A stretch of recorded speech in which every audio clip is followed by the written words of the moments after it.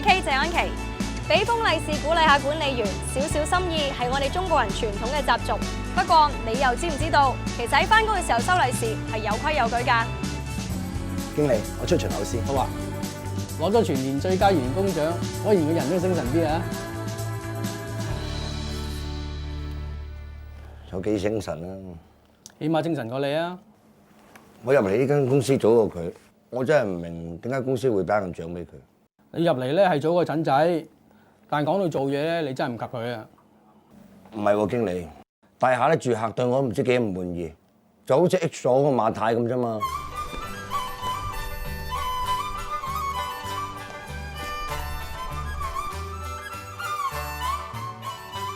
馬太，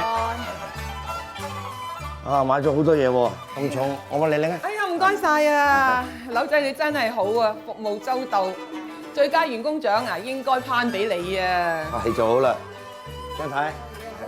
係你好，你好。慢慢啊！啊，唔該晒你啊，柳仔，唔該晒你啊！拜拜。拜拜。啲住客對我好滿意啊！係咩？但個故事好似唔係咁嘅喎。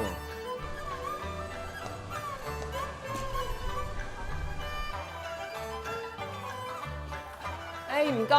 馬太，恭喜發財！恭喜發財！啊，龍馬精神！哎呀，恭喜發財啊！差啲唔記得咗添。你試試嚇。哎呀，多謝多謝。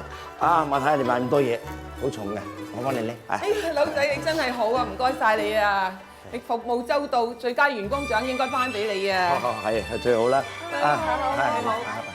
哎呀，點做？我自己攞翻上去得啦。係，唔該晒你，唔該晒你，好。拜拜。我開門。張太，恭喜發財！恭喜發財！萬事如意！係萬事如意，唔該姐姐啊，唔該。唔該啊！新年流流謝謝聲，係吉利是。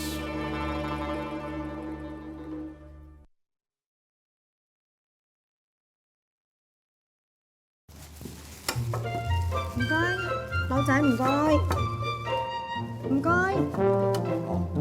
你做咩㗎？冇人開門㗎。阿柳仔唔該。唔該晒你啊！唔該。好啊，係。咁衰，我一定要去管理公司投訴你啊！離晒譜嘅啫。你咩解釋啊？